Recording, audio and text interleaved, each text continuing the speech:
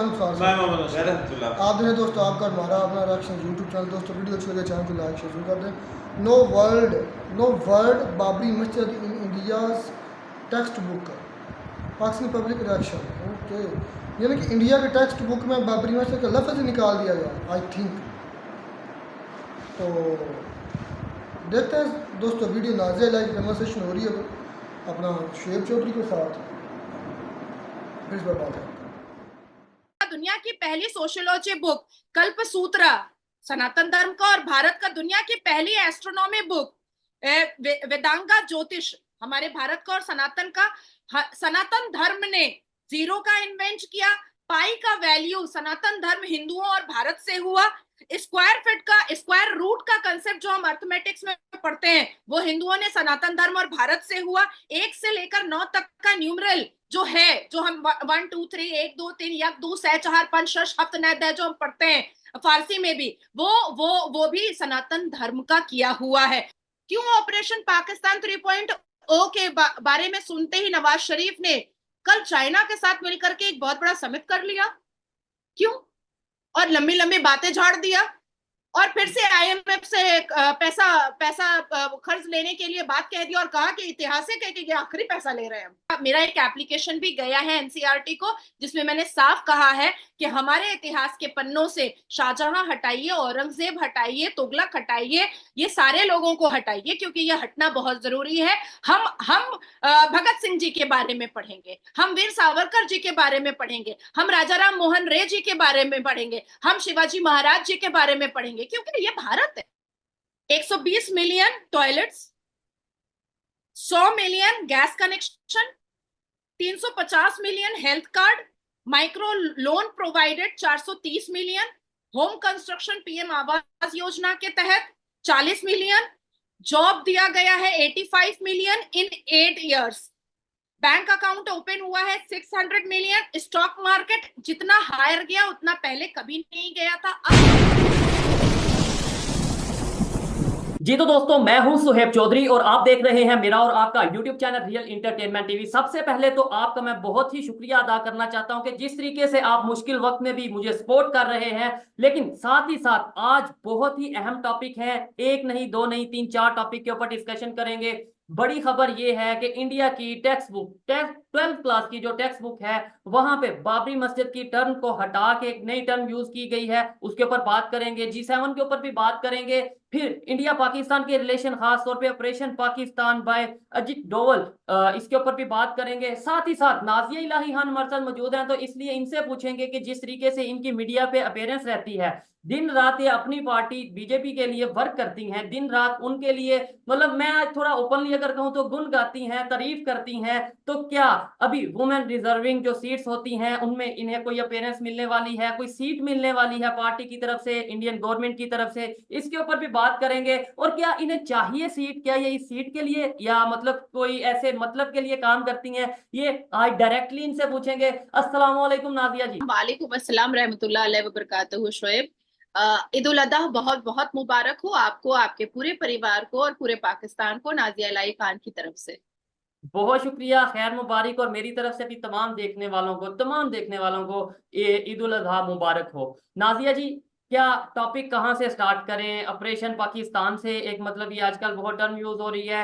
या फिर मैं ये समझता हूँ सबसे पहले हम बात करेंगे कि जो बाबरी मस्जिद की टर्म को रिमूव करके 12th क्लास के सिलेबस में दूसरी एक टर्म यूज की गई है, उसके ऊपर मैं चाहूंगा कि मुझे थोड़ा सा और देखने वालों को भी इसके ऊपर आप एक्सप्लेन करिएगा। चाहूंगी। जो श्री कृष्ण ने कहा था, श्री कृष्ण ने साफ कहा था, बस कर्म तुम्हारा कल होगा, और कर्म गर सच्चा है तो कर्म कहाँ निष्फल होगा। लोहा जितना तपता है उतनी ही ताकत भरता है, सोने को जितनी आग लगे वो उतना प्रखर निखरता है, हीरे पर जितनी धार लगे वो उतना खूब चमकता है। ये श्री कृष्ण ने कहा था और मैं इसको बहुत फॉलो करती हूँ। एनसीईआरटी ने, national council of education research and training ने बहुत खूबसूरत निर्णय लिया, बहुत खूबसूरत।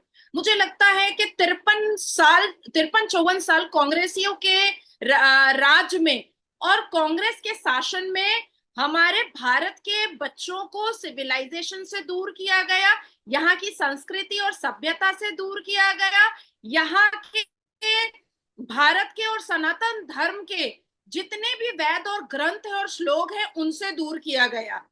मैं आपको ये 1888 एजुकेशन मिनिस्टर बना था और आज तक यही एनसीईआरटी कांग्रेस के शासन में ये पता नहीं कर पाई, यही एनसीईआरटी कांग्रेस के शासन में ये पता नहीं कर पाई कि आखिर ये मौलाना अबू कलाम आजाद जो मक्का में पैदा हुए और इधर उधर लुगड़ते पुगड़ते इधर भारत चले आए और यहाँ पर आकर के नेहरू साहब के नेतृत्व में, उनकी लीडरशिप में, उनके छत्र छाया में, नेहरू साहब के छत्र छाया में उनको भारत का पहला शिक्षा मंत्री बनाया गया।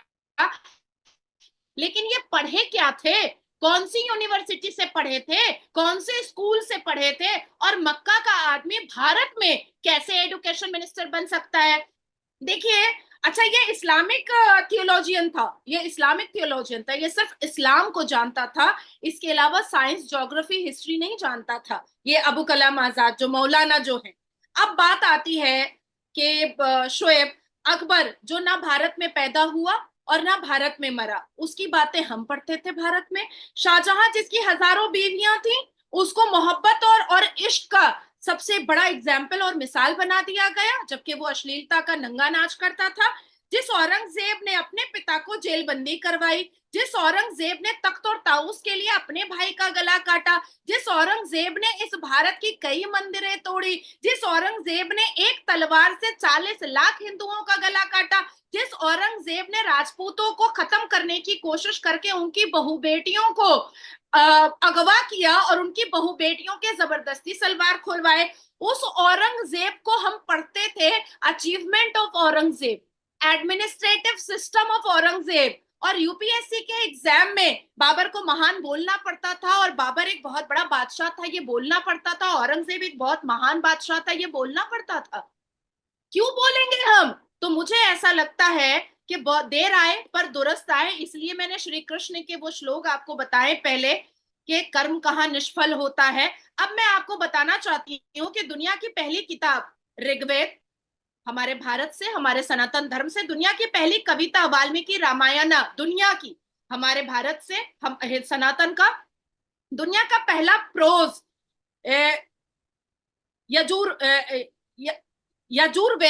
यजुर्वेदा, दुनिया का पहला प्रोज यजुर्वेदा, ये हमारे भारत का और सनातन धर्म का।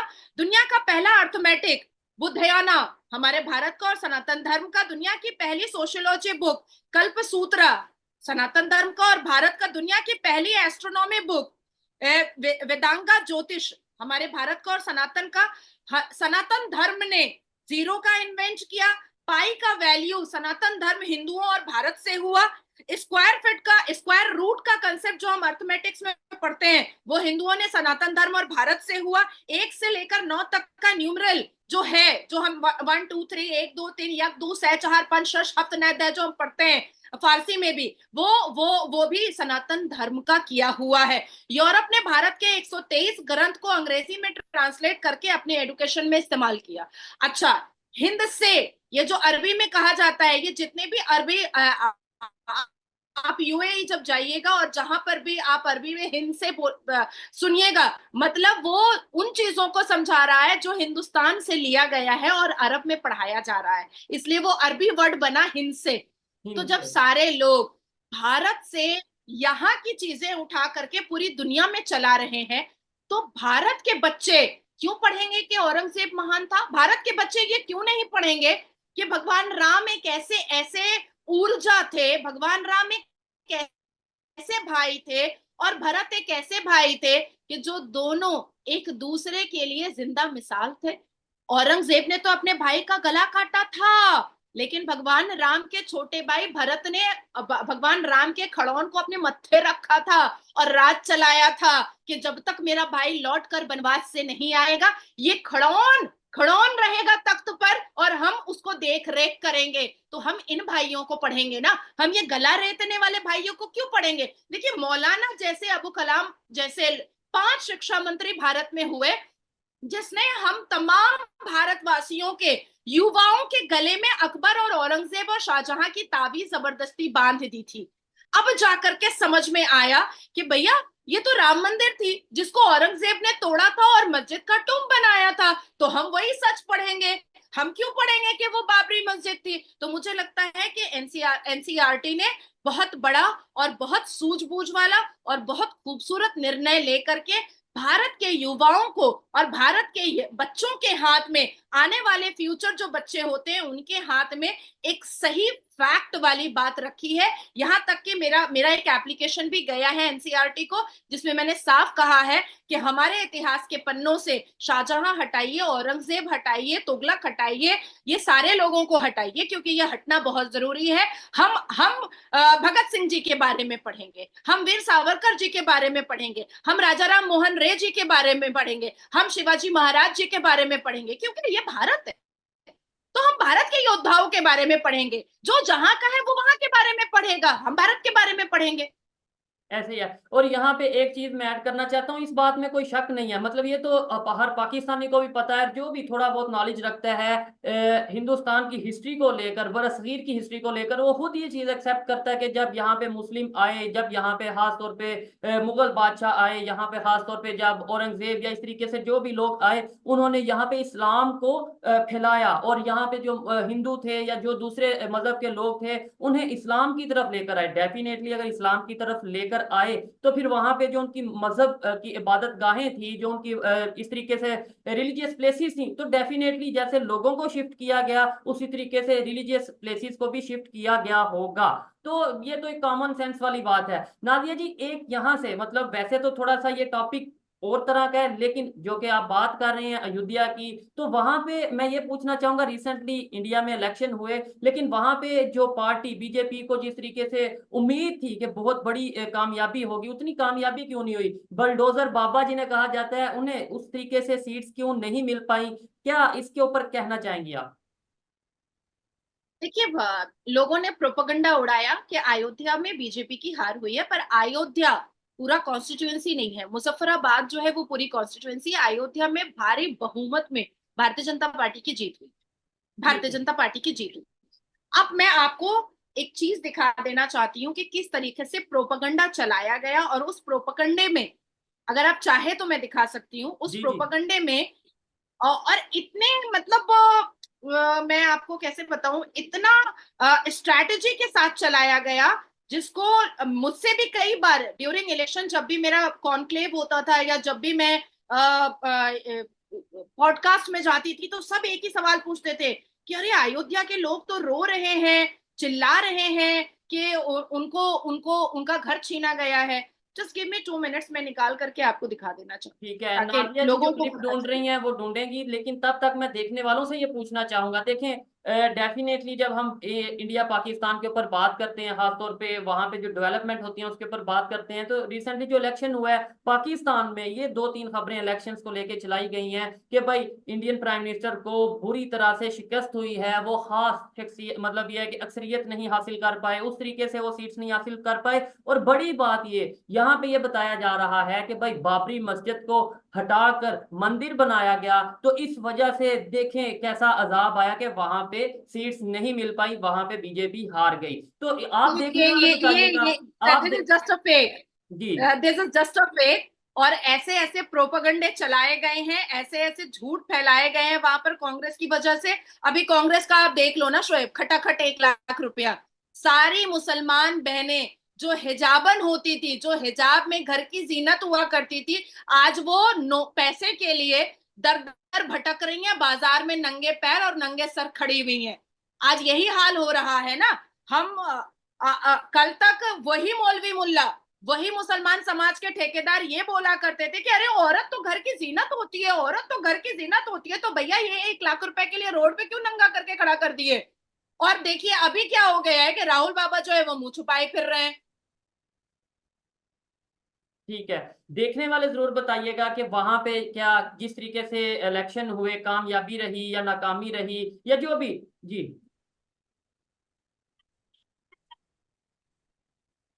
मेरे पास एक रोटी नहीं खाने के लिए कौन सा राम का नाम आ गया हमको देने के लिए?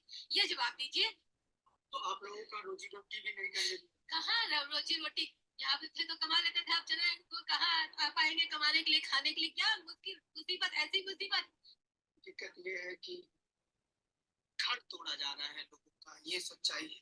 हकीकत, घर नहीं उजाड़ दिया जा रहा है, उठा उठा के फेंक दिया जा रहा है, घर ही नहीं तोड़ा जा रहा है।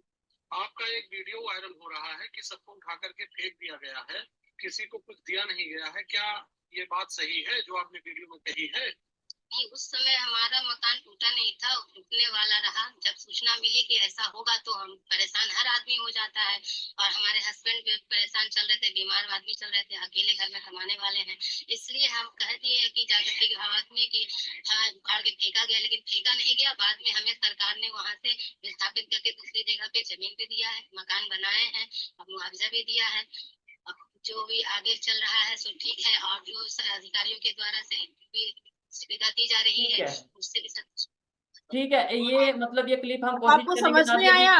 आप अगर प्रॉपर ये सेंड कर देंगे तो हम इसे साथ में अटैच भी कर देंगे। नादिया जी आगे चलते हैं, थोड़ा सा हम बात करेंगे G7 के हवाले से। G20 की तो आपने बहुत अच्छे तरीके से लास्ट टाइम जो सा इंडिया में G20 की मीटिंग्स हुई, और फिर अब G7 की मीटिंग के लिए जब इटली इंडियन प्राइम मिनिस्टर पहुंचे तो ये कहा जा रहा है कि जैसे जल्द ही G7 G8 में बदलने वाली है और इंडिया उसका मेंबर बनने वाला है। आप क्या कहना चाहेंगे? देखिए, जिस तरह से मेलोनी जी ने नमस्ते का एक इवेंट चलाया और हर किसी से नमस्ते करके उन्होंने मुलाकात की है, और जिस हिसाब से लोगों ने कहा था कि भारत के प्रधानमंत्री अब कमजोर हो चुके हैं, मोदी जी हाँ, को उतनी सीटें नहीं आई हैं। भाई, कांग्रेस 15 साल में जितनी सीटें नहीं लेकर आ पाई, हम तीसरी एंटी कंबेंसी हो जाती है, बहुत चीजें हो जाती हैं, और ये स्ट्रैटेजी, उसके बाद जर्मन कॉकरोच, ध्रुव राठी, जुबैर, ऐसे बहुत सारे टूल किट काम कर रहे थे, पाकिस्तान से बहुत सारे टूल किट काम कर रहे थे। उसके बाद फिर कांग्रेस ही तो स्ट्रैटेजी पे स्ट्रैटेजी खेल रहा था। फिर 1 लाख रुपए का झूठ का उन्होंने एक ये किया, हमने इलेक्शन कमीशन को सर्वोच्च न्यायपालिका में केस भी किया है। तो लेकिन हम 240 सीटें लेकर के आए और सरकार तीसरी बार भी हम ही बनाए। शोएब, हमने ही बनाया, मोदी जी ही प्रधानमंत्री हुए, और दोबारा फिर से शपथ लेने के बाद वो जैसे ही इटली पहुंचे हैं G7 की मीटिंग में, वो फिर से सेंट्रल ऑफ अट्रैक्शन थे, वो फिर से सबसे फ्रंट में थे, वो सबसे ज्यादा प्रिय नेता आज भी पाए जा रहे हैं। और कल के सर्वे के हिसाब से सबसे बड़े ग्लोबल लीडर का नाम मोदी जी का ही आया है। ये कल का सर्वे है, आज का नहीं बता रही हूँ, या 2 साल पहले का नहीं बता रही हूँ, कल का सर्वे बता रही हूँ। 78%। उसके बाद मेलोनी जी आ रही हैं। मुझे ऐसा लगता है कि भारत बहुत आगे तरक्की करने वाला है, भारत बहुत आगे जाने वाला है। मैं आपको कुछ आंकड़ाएं बता देना चाहती हूँ जिससे लोगों को समझ में आएगा कि अब भारत का फोकस क्या होने वाला है। डेफिनेटली जब मोदी जी के नेतृत्व में ये भारत आया था तो बहुत ही सहमा हुआ, डरा हुआ, बहुत नादिया जी, नादिया जी सॉरी आपको यहाँ पे रोक रहा हूँ, लेकिन क्वेश्चन इधर बनता है, सॉरी रोकने के लिए। लेकिन मेरी मेरी भी ऑब्जर्वेशन है, देखें मैं जानता हूँ देखने वाले ज्यादातर इंडिया से हैं, मैं ये भी जानता हूँ देखने वाले ज्यादातर इंडियन प्राइम मिनिस्टर को पसंद करते हैं, लेकिन मेरा शायद काम इसलिए देखा जाता है कि मैं अनबायस्ड रह के सवाल करता हूँ और बात करता हूँ। आपको शायद ये बात माननी पड़ेगी कि कहीं ना कहीं उस तरीके से पावर में नहीं है इंडिया की नई गवर्नमेंट जैसे लास्ट टाइम थी। जो मेरी ऑब्जर्वेशन है, मैं गलत हो सकता हूं, लेकिन आप अगर कहें कि बिल्कुल वैसे ही पॉपुलैरिटी है, बिल्कुल वैसे ही पूरी दुनिया में मतलब यह है कि अपनी मर्जी से फैसले कर सकेंगे इंडिया की ये जो आप गवर्नमेंट बनी है या प्राइम मिनिस्टर हैं, मेरे ख्याल से उस तरीके से थोड़ा मुश्किल होगा। आप एग्री अच्छा, करती मुझे हैं एक बात डिसएग्री? बताएं शोएब, जी, मुझे मुझे एक बात बताएं कि 38 पार्टियों वाले ठीक इंडी है। अलायंस क्या बहुत अच्छी सरकार चला लेते? नहीं, वो तो पॉसिबल ही नहीं था उस तरीके से, वो तो फिर पाकिस्तान जैसी पर गवर्नमेंट उन्होंने, थी। हाँ, अच्छा, उन्होंने तो अपना प्रधानमंत्री भी घोषित नहीं किया था, उनके पास कोई प्रधानमंत्री का चेहरा ही नहीं था, है ना। और अभी जब ऑपरेशन पाकिस्तान के बारे में मैं बात करूंगी आपसे, तब आपको समझ में आ जाएगा कि मोदी जी और उनकी टीम आज भी वही है जहां पर पहले थी।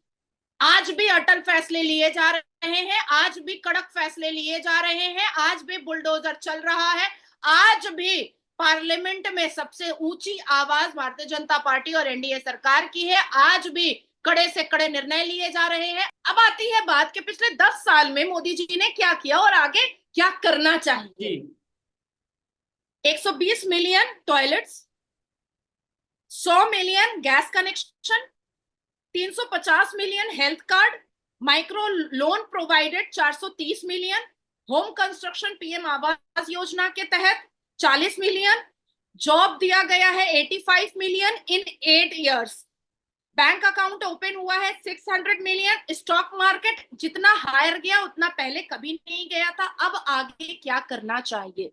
अब आगे ये करना चाहिए, करना होगा, यूसीसी लागू होगा, अब आगे ये होगा कि पीओके लेंगे, अब आगे ये होगा कि लाहौर पे नजर रखेंगे, अब आगे ये होगा कि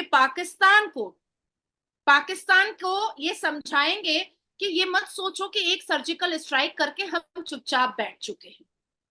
अब आगे ये होगा कि अखंड भारत करेंगे। और अभी 2 घंटे पहले की मैं रिपोर्ट आपको बता देती हूँ कि अमित शाह जी ने ऑर्डर दिया है, implementation of area domination zero terror plan in Jammu and Kashmir. अभी 2 घंटे पहले ये ऑर्डर हुआ है नॉर्थ ब्लॉक से। आगे जीरो टॉलरेंस जो हमारा एक स्लोगन था वो होगा। और जिस तरह से आईमैक कॉरिडोर पर हमारा एक बहुत बड़ा प्लान इकोनॉमी को एम्पावर करने की, उसके बाद फिर हमें G20 को और आगे लेकर जाने की, उसके बाद फिर डिफेंस को और ज्यादा खूबसूरत बनाने की, वो सारी चीजें हो रही हैं, बिल्कुल हो रही हैं। कोई ऑब्जेक्शन नहीं, कोई इफ नहीं, कोई बट नहीं, कोई इंटरफेरेंस नहीं। निर्णय मोदी जी की और अमित शाह और मोदी जी की जोड़ी कभी नहीं भारतवासियों के उम्मीद को तोड़ी, कभी नहीं, और ना तोड़ेगी। ठीक है नादिया जी, 2 चीजें हैं। आपने जो भी डिस्कशन की, आपने आगे प्लान बताया इंडिया का, इंडियन गवर्नमेंट का, आपकी पार्टी का। 2 चीजें, एक तो आपने बोला कि अब अखंड भारत होगा, इसके ऊपर तो वैसे तो एक प्रॉपर वीडियो रिकॉर्ड की जा सकती है, प्रॉपर डिबेट की जा सकती है कि भाई एक साइड पे ये कहा जाता है कि हमें भाई किसी भी कंट्री से, चाहे जो भी हमसे अलग हो गए, हमें उनसे कोई इशू नहीं है। जब मैप लगाया गया इंडिया के नए पार्लियामेंट में, तो तब भी कुछ आपके जो मिनिस्टर्स थे या पॉलिटिशियंस थे या मीडिया पर्सन थे, उन्होंने ये चीज एक्सप्लेन की कि भाई मैप तो, बल्कि शायद आई थिंक आपके साथ भी प्रोग्राम किया था तो आपने भी ये बताया था कि भाई मैप तो एक हिस्ट्री बता रहा है, हिंदुस्तान की हिस्ट्री को एक्सप्लेन कर रहा है। लेकिन अब आप ही अगर ये कहें कि अखंड भारत होगा, तो आपको नहीं लगता फिर जब दूसरी साइड से गजवा हिंद या इस तरह की कोई बात की जाएगी तो बात फिर मजहब पे आएगी, कंफ्लिक्ट होगा थोड़ा सा, मतलब। पड़ता है शोएब, लेट मी कंप्लीट, क्या फर्क पड़ता है शोएब? क्या हमारे भारत के देवबंद और दारुल उलूम से गजवाए हिंद का ऐलान नहीं होता है? हमारे भारत के मुसलमान भी गजवाए हिंद करने के लिए होता है, उतावले हैं, लेकिन फिर है वही ना? मैं कह रहा हूँ ना, और फिर वो फर्क थोड़ा अगर कहा जाए तो लेट मी फिर। कंप्लीट, जी। Let me complete. मैंने आपसे पहले ही कहा कि क्या कर चुके हैं मोदी जी 10 साल में, जी। और अब क्या किन चीजों पर फोकस होना है। ठीक है। क्यों आखिर मोदी जी की नई सरकार में, जब मोदी जी का 3.0 हुआ, थर्ड टर्म हुआ, ऐतिहासिक थर्ड टर्म जी। हुआ, तो एनएसए का चीफ फिर से अजित डोवल जी को क्यों बनाया गया? हम्म। क्यों ऑपरेशन पाकिस्तान 3.0 के बारे में सुनते ही नवाज शरीफ ने कल चाइना के साथ मिलकर के एक बहुत बड़ा समिट कर लिया? क्यों? और लंबी लंबी बातें झाड़ दिया, और फिर से आईएमएफ से पैसा खर्च लेने के लिए बात कह दी, और कहा कि ऐतिहासिक है कि ये आखिरी पैसा ले रहे हैं हम। क्यों? ऐसा ही है। जनता तो भूखी मर रही है। अब मैं आपको बताना चाहती हूँ कि देश के सबसे बड़े नेता मोदी जी के नेतृत्व में कुछ घंटों पहले अमित शाह जी, अजित डोवल जी, जो भारत से लेकर के पूरी दुनिया में जेम्स बॉन्ड के नाम से जाने जाते हैं, मामला 370 हटाने का हो, मामला पुलवामा के बदला का हो, मामला अभिनंदन को वापस बुलाने का हो, सर्जिकल स्ट्राइक करने का पाकिस्तान पर, अजित डोवल जी, सिर्फ अजित डोवल जी। और फिर से एनएसए के थर्ड टाइम 3.0 पे अजित डोवल जी। आपको मैं एक घटना याद दिलाती हूँ, शायद आपके नेता मंत्री उस घटना को नहीं दोहराते होंगे, मैं आपको बता देती हूँ। यही अजित डोवल जी जब 370 हट रहा था ना, हटने वाला था, तो वो आराम से जम्मू कश्मीर के मुसलमानों के साथ खड़े होकर के बिरयानी खाते। यही अजित डोवल जी पाकिस्तान में आराम से रेकी करके और पूरे इंफॉर्मेशन निकाल करके छाती पर गोली मारने के लिए तैयार थे दाऊद इब्राहिम के। और आपको पता है कि दाऊद इब्राहिम बरसों कहाँ छुपा रहा? बलोच और पाकिस्तान के बीच के जंगल में छुपा रहा।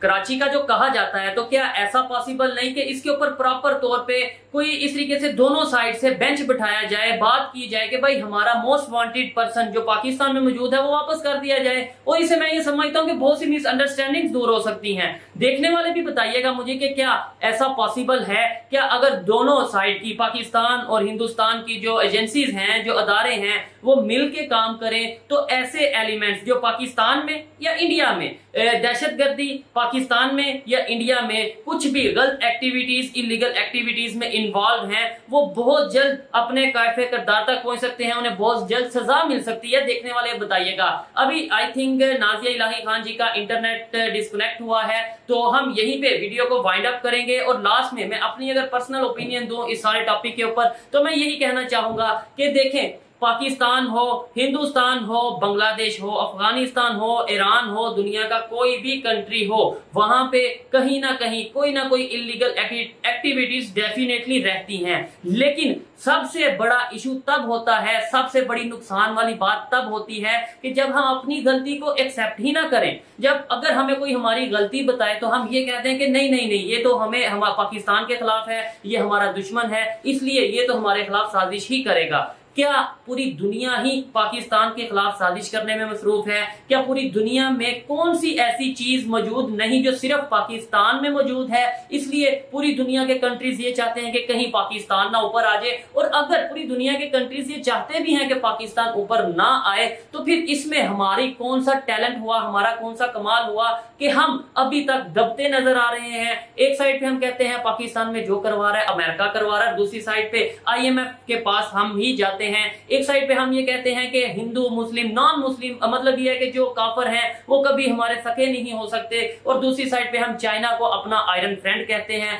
एक साइड पे हम कहते हैं कि पूरी दुनिया के जो मुसलमान हैं वो एक जिस्म की मानिंद हैं, उनमें यूनिटी है। दूसरी साइड पे कभी पाकिस्तान अफगानिस्तान का कंफ्लिक्ट नजर आता है, कभी ईरान पाकिस्तान का कंफ्लिक्ट नजर आता है, कभी ईरान सऊदी अरेबिया का कंफ्लिक्ट नजर आता है। एक साइड पे हम ये कहते हैं कि भाई पाकिस्तान के पास एटॉमिक पावर है और पूरी दुनिया के कंट्री उससे डरते हैं। दूसरी साइड पे हम इसराइल और फलस्तीन का कंफ्लिक्ट खत्म नहीं करवा पाए। एक साइड पे हम ये कहते हैं कि पाकिस्तान में टैलेंट बहुत है, और दूसरी साइड में जब रिपोर्ट आती है तो सऊदी अरेबिया, UAE जैसे कंट्रीज में सबसे ज्यादा बेकारी हमें पाकिस्तानी मिलते हैं। एक साइड पे हम ये कहते हैं कि पाकिस्तान एक बावकार कंट्री है और हम कश्मीर, जो इंडिया साइड कश्मीर है, उसे भी अपने पाकिस्तान का हिस्सा बनाएंगे। और दूसरी साइड पे हमें अपने ही कश्मीर में प्रोटेस्ट होता नजर आता है। एक साइड पे हम ये कहते हैं कि जो कश्मीर के मुसलमानों पे जुल्म हो रहा है, जो फलस्तीन के मुसलमानों पे जुल्म हो रहा है, हम उस जुल्म का बदला लेंगे। दूसरी साइड पे हमें अपने ही पाकिस्तान में लोग ये नारा लगाते नजर आते हैं कि पाकिस्तान से जिंदाबाद। यूथ बड़ी तादाद में पाकिस्तान से बाहर जाती नजर आ रही है। इसकी क्या वजह है? बहुत से सवालात हैं, बहुत सी बातें हैं। अगर वो उस तरीके से की जाए तो शायद देखने वालों को, मतलब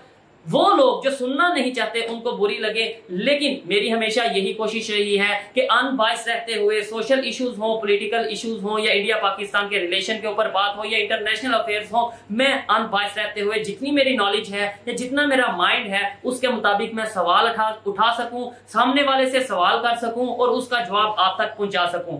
आपको आज की ये वीडियो कैसी लगी मुझे कमेंट बॉक्स में जरूर बताइएगा, और मिलते हैं नेक्स्ट वीडियो में। तब तक के लिए पीस आउट, अल्लाह हाफिज। तो जी दोस्तों, वीडियो हो गई ख़त्म। बड़ी बात शानदार हुई है पूरी की पूरी वीडियो में। पहली बात आई बीजेपी की, टोटल जो उसने काम किए वो उसने गिनवाए। हमारे तो अब कैलकुलेशन हम शायद भूल ना जाएं। मतलब उसने सनातन धर्म और हिंदुओं की जो है अचीवमेंट्स पर भी बात की, बीजेपी के अचीवमेंट्स पर भी बात की। उसके बाद जो अजीत डोवल साहब जो हैं उनकी जो मिशन पाकिस्तान है उस पर भी बात हुई। मतलब बातें करी काफ़ी लंबी चली। पहली बात आती है सनातन धर्म के लोगों ने दुनिया के लिए क्या क्या अचीवमेंट्स की है जिसकी वजह से आज दुनिया का निज़ाम चल रहा है। भाई शून्यों जिसे वो बोलते हैं, ज़ीरो हम बोलते हैं, सिफर बोलते हैं, वो ईजाद करने वाले, बल्कि गिनती बनाने वाले वो कह रही हैं, उन्होंने नाम लिया सनातनी धर्म का, मानना कि हिंदू था। उसके बाद उसने कहा पाई, जिसकी कीमत 3.14 22/7, ये जो कीमत है या ये जो पाई है, ये भी अक्सर ये ज़्यादातर इस्तेमाल होती है उसकी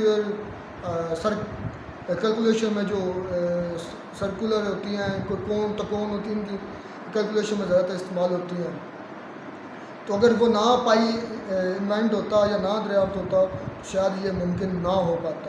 और इसकी पूरी हिस्ट्री मुझे नहीं पता कि ये किस तरह निकाली गई है और इस पर काम क्या, ये इतना मुझे नहीं, क्योंकि मैथ के लिहाज से मैं थोड़ा सा वीक ही रहा, थोड़ा सा वीक, इतना ज़्यादा नहीं। बायोलॉजी की मेरी अच्छी थी तैयारी, लेकिन मैथ में थोड़ा सा ग्रिप कम थी। अच्छा, फिर बात आई पाई के बाद बात की उसने, एक तो ज़ीरो उन्होंने इन्वेंट किया, फिर पाई उन्होंने इन्वेंट किया, फिर जो हमारी गिनती है, काउंटिंग है, उसके जो पहले 9 आते थे, सारी बातें वही असल मेन गिनती तो वही है, वही बार बार रिपीट हो रहे हैं, वो भी उन्होंने बनाए। उसके बाद काफ़ी यार उसने तो गिनवा दिया। पता कि उसने एक किस्म का कंपैरिजन किया है, मैंने कहा कि हिंदुओं ने आज तक दुनिया को क्या दिया है और उसके बरक्स मुसलमानों ने दुनिया को क्या दिया।